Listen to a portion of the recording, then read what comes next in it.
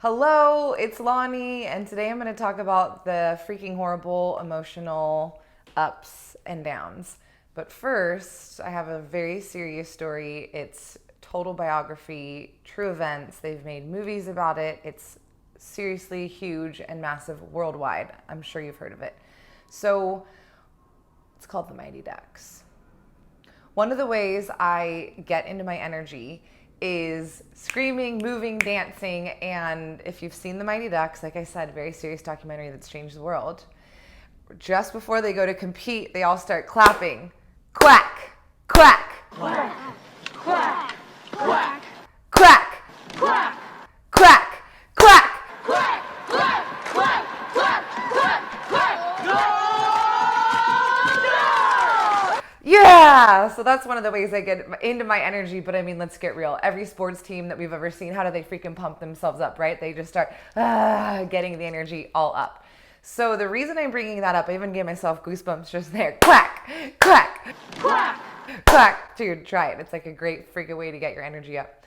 Is because when we are so down, the problem is not what our mind's telling us. Oh, they're picking on me. Oh, I'm not smart enough. Oh, I'm not good enough. Oh, I don't have money, and they do. The problem is we don't have any energy.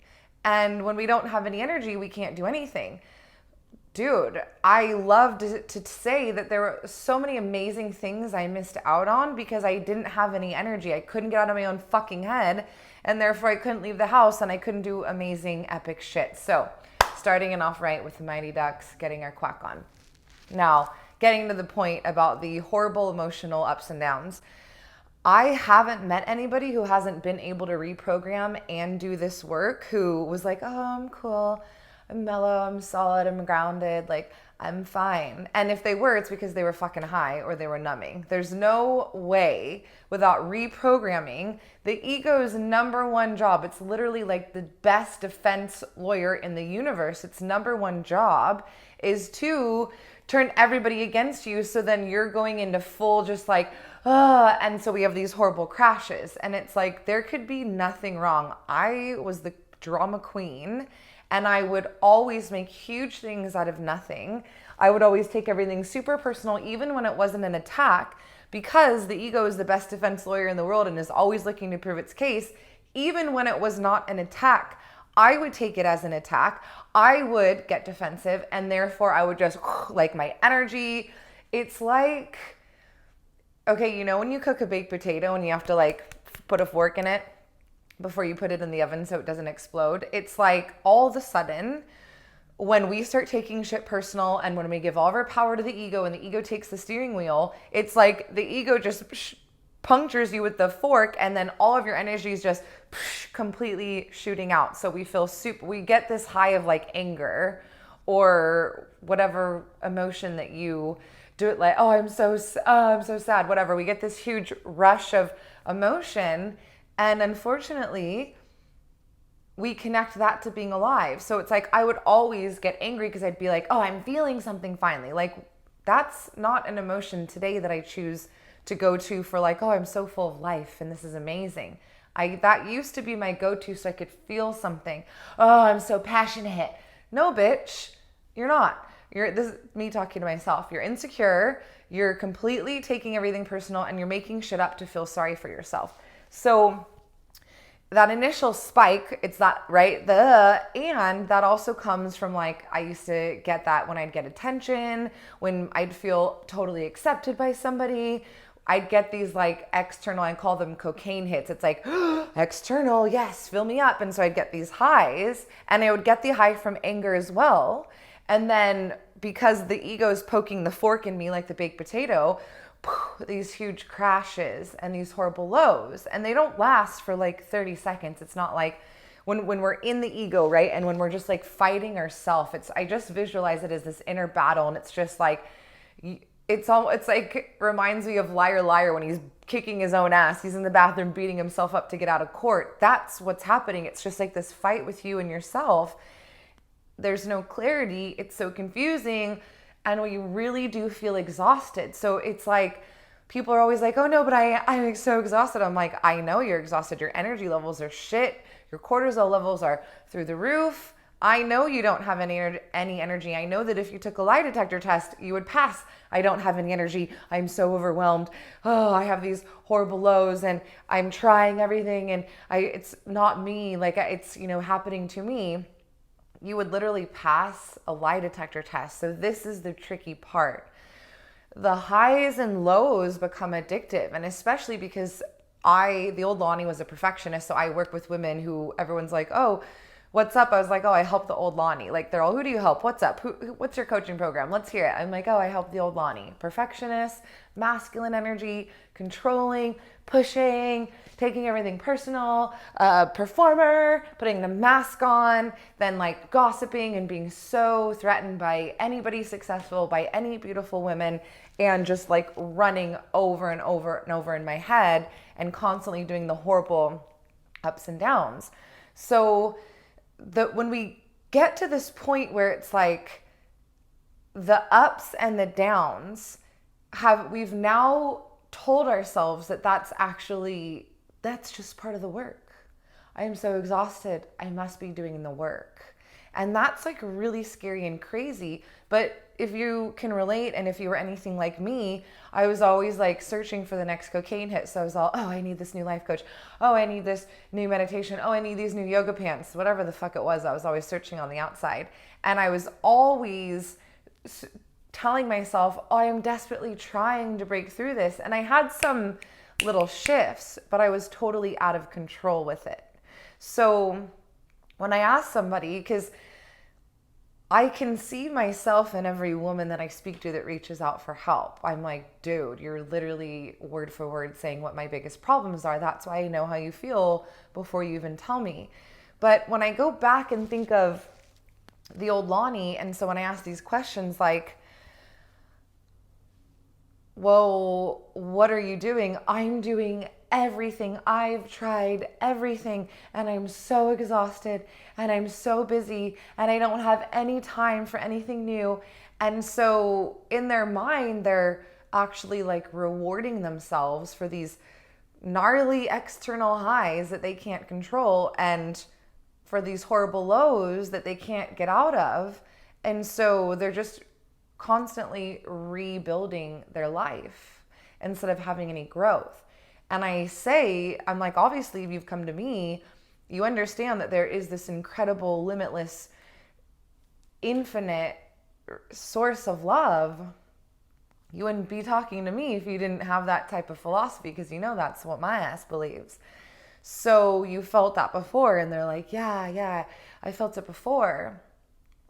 So when I asked them, like, well, where would you gauge yourself in it? Like, I would just call it self-love, because a woman with self-love doesn't self-harm, doesn't need to chase those external highs and lows, doesn't need to use anger as a way to feel alive. I've had clients who've punched their partners, but then they come in and tell me that, oh, it's not that bad. And I'm like a 7 or 8 on self-love. And I'm like, what the fuck? How gnarly is it that that's your standard? I've totally used to like fist fight with my mom and my siblings, so there's no judgment there. I've been in that same place, and I've been with partners who were physically aggressive. That used to be a really comfortable situation for me. However, just because it's comfortable, and just because a lot of people do it, and just because you've witnessed that and been and experienced that and have lived through that your whole life, doesn't mean that that's a high barometer for self-love, right? So it's like, oh yeah, I can control it 80% of the time. And I'm like, okay. So you know exactly how to get out of the freaking negative feedback loop, come into your body, connect to source love. You're not going to do the, and you know exactly how to not rebuild. And so they answered no to all those questions. I'm like, do you know how to do this? No. This? No. I'm like, okay. So to me, that's not 80% of the time. So the mind is so tricky.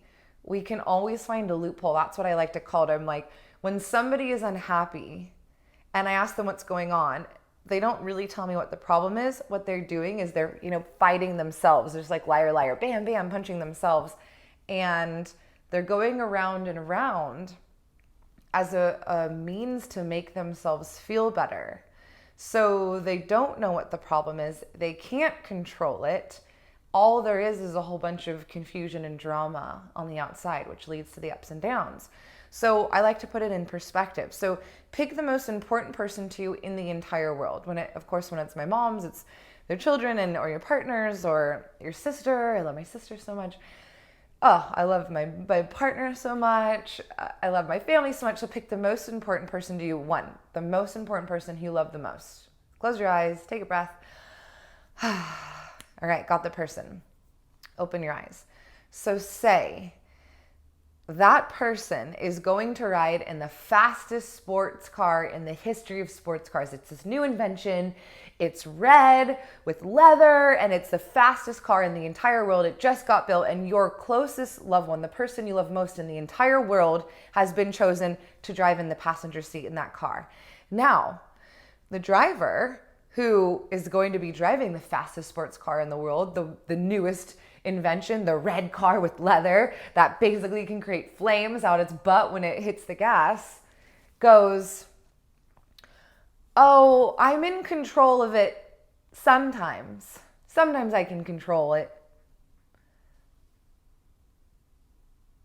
Wouldn't you be like, no fucking way is the person I love the most in the entire world getting in the car with your ass? Unless you are 100% sure, because the truth is, motherfucker, if you can't control it, you can't control it. It is not sometimes do you know how to control the car. It is either you know how or you do not. And that is how I put it into perspective with you, because when we really get clear on it, it's not confusing. Either you know how to stay in your body and not do the gnarly ups and downs and not get dragged into the, oh, poor me's, and not feeding off of the external cocaine hits or the anger or all the other bullshit.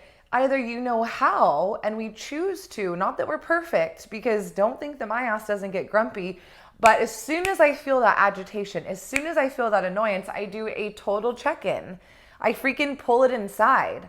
Not like the old Lani who was just external, bah, love me, bah, give me attention, fix me, save me. I wanted anybody to save me. So that didn't work out so great for me. I was like the person driving the fastest sports car, and God only knew what was going to happen. Maybe I'd crash and burn and die. Maybe I'd make it there alive. It was always a big fat chance. I had no idea. I didn't know if I was going to have a horrible day. I didn't know if a partner was going to trigger me. I didn't know if a girl was going to be mean to me. I didn't know if I was going to get sick. I didn't know if my neck was going to go out or get a freaking kink or sore or a yeast infection. I was out of fucking control.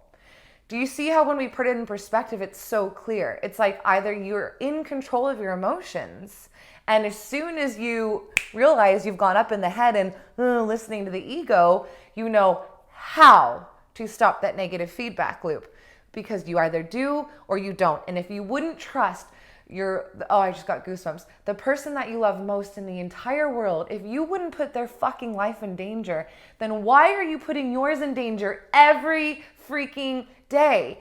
And the crazy thing is, I actually had to put it in perspective with my loved ones, because it was like, I almost didn't even give a fuck about myself. Like I was self-harming, hurting myself, just any horrible thing, horrible thoughts, mean things to my body, over-exercising, starving, drugs, not sleeping, anxiety, sleeping pills, caffeine pills, whatever. I didn't care. Me, myself, wasn't enough motivation.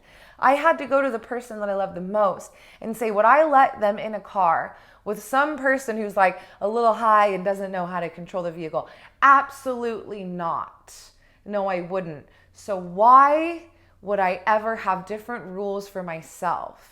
Because that's not what love is. I can't love the person that's most dearest to me in my life if I can't love myself. Oh, what, you have dog shit standards for yourself, no respect, no boundaries, low energy. We all know what that's like, complaining, bitchy, negative.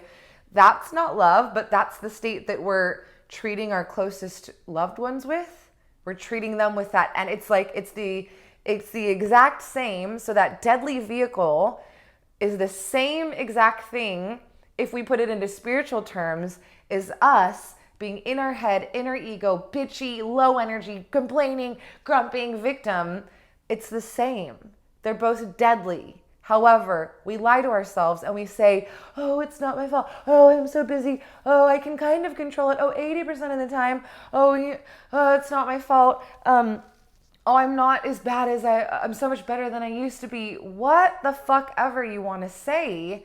It's bullshit. Either we're sharing love like freaking Care Bears, out the heart. By the way, when I was little, I used to always have dreams that I was going to bounce on clouds. And so I still dream about that sometimes when I see beautiful pink clouds. But either we are sharing love or we aren't. You can't kind of be an asshole and kind of be sharing love at the same time. You can't kind of be in a deadly situation and kind of be connected to source and infinite, right? You can't kind of have sex. It's like just the tip, just for a second, just to see how it feels. Perhaps play a little game called Just the Tip. Just for a second, just to see how it feels. You're either having sex or you're not. It's not kind of, it's not sometimes, it's not maybe, it's not, oh. It either is a yes, a hell yes, goosebumps, nipples, tears, vagina tingles, or it is a hell no. So I'm gonna really inspire you and challenge you and stretch you really thin and inspire you to take a look at yourself and go, why the hell are my standards this low for myself if I would never do that to my precious baby or my sister or my best friend, right? Why am I allowing myself to get in a vehicle where the person, I'm a little high, a little buzz, and I might not be able to control the vehicle? No, that's not what love is, and that's not how we can share from a place of abundance. That's from a place of not enough. And if you are getting these hits from the ups and downs, it's like, dude, so many women that I talk to, I'm getting all warm over here. They're like, oh, I work so hard. Oh, I'm working so hard. Oh yeah, I'm working so hard. Shedding so hard. And then I'm like, okay, so what's the problem? And so they tell me their problem. And then they're like, oh yeah, so, okay, so like 6 months ago this happened. And then, oh yeah, like about 6 months before that happened. And so when we get deep, I'm like, so you've had the same problem for 30 years and you haven't solved it. And all you're doing is busy, busy, busy, crash and burn, and then frantically rebuilding. And they're telling themselves that because it's so hard. See, I'm healing because it's so hard. I'm healing because I felt so much pain. A lot of women love going, they're like, see, aren't I supposed to feel the pain and cry? I'm like, that's not what you're doing.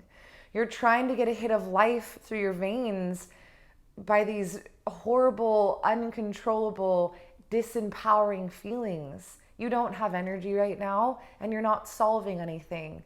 That's not called healing. But right, this new generation of women who were like, it's like, be masculine, I can't tell you how many couples I see, and this used to be me, where the woman is totally in her masculine and the man is in his feminine. It's like way more common these days for me to see that. I'm like, geez, that was me.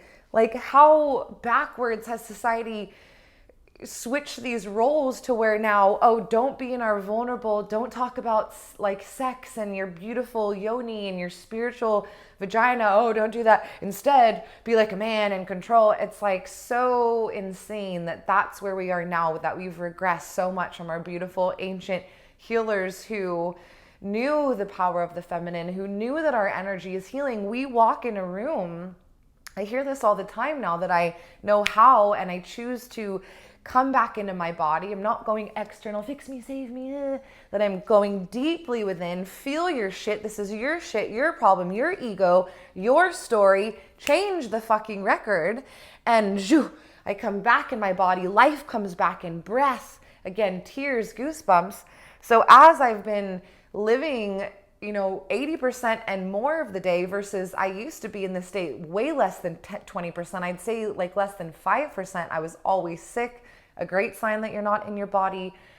Body pain, no sex drive, always stressed out, grumpy all the time and feeling sorry for yourself and feeling like it's you against the world. Those are all perfect. If you're wondering if you're in your body or not, if you suffer from all the things I just said, if you're like, yeah, always sick, yep, always exhausted, yep, always feel like it's me against the world, yep, always trying to save everybody and get approval and get these external things, then sister, truth bomb, you're disconnected and disempowered, and this is a low frequency. So now you're sharing all of the horrible negative feelings that you're feeling, you're sharing with people that you love more than anybody in the world, beautiful, brand new born babies. You're just shitting that energy everywhere. So as I've learned how to shift that and close that gap, and I know that I'm responsible for how I feel, I fucking know how to get into my body, connect to my one room energy, crack, crack, crack, crack, you know what I'm saying? I goosebumps, walk in rooms and people are drawn to me. Women come to me. People say like, oh my gosh, I just feel so good around you. Every time I go somewhere new, people, they just come to me. And it's not because I'm saving anybody or proving or pretending or getting cocaine hits.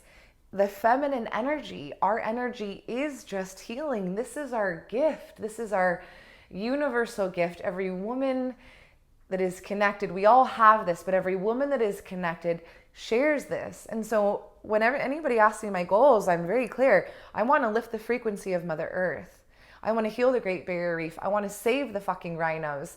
I want to shift the consciousness. And I can't do that by horrible ups, horrible downs, or oh, I feel so good, I got this attention, and then this crash when they didn't love me, they didn't like me, and being totally out of control, being in a vehicle and spinning out all the time, crashing and burning, totally disconnected, disempowered, and outside of my feminine, outside of my body. That is only creating more negative momentum, more pain, more suffering, and more, oh, I can't have this because I wasn't born lucky. Oh, she's just... It's the full running joke when my clients kind of come in. I'm all, don't fucking say that I am luckier than you. Like, I will legit pinch you right now. If you, like, oh, it's easier for you, Lani. I'm like, really? That's all just pain and suffering and unnecessary roughness and ups and downs. So if you're getting these cocaine hits, if you're telling yourself, I'm so busy, oh my God, it's just life, I'm so exhausted at the end of the day because I'm giving so much and I'm up and then I'm down, if you're so high one moment and so low the next, that's not us being in our divine feminine healing energy. That's not us lifting the frequency of Mother Earth. That's us being addicted to the drama, pretending that it's out of our control, blaming the environment, which I'm really, I know a lot about that. I was living in Australia. I said on the first YouTube video, go back and watch that one if you haven't already, that my partner and I are just newly back to Sydney.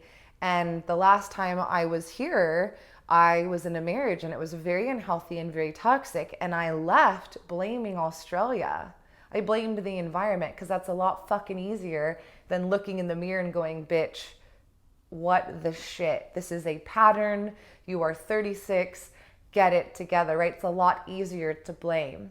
But I wasn't sharing love. I wasn't in my divine feminine. I was perpetuating these abusive, negative cycles, these low vibrations, this low frequency, this pain and suffering. It's like reminds me of Ghost. You know, when the darkness comes and pulls the murderer out, it's like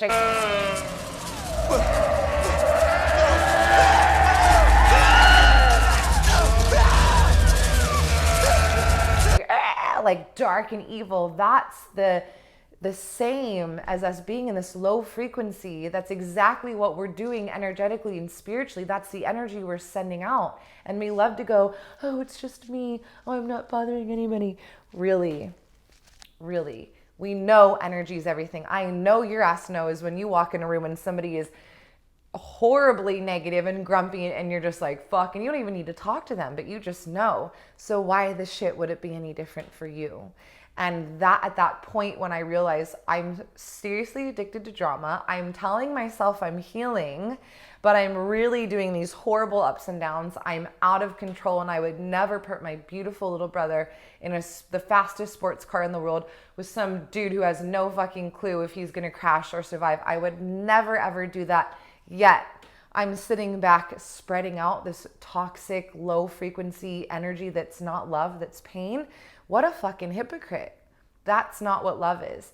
And in that moment was when I started seeking out, there's all right, no more ups and downs, no more freaking drama, no more crazy shit and just hiding it from other people or blaming somebody else for it, the environment or another person, or going, but I'm so busy and I'm so exhausted at the end of the day. Oh, but I'm trying. Oh, but it's just, life isn't perfect, or whatever excuses.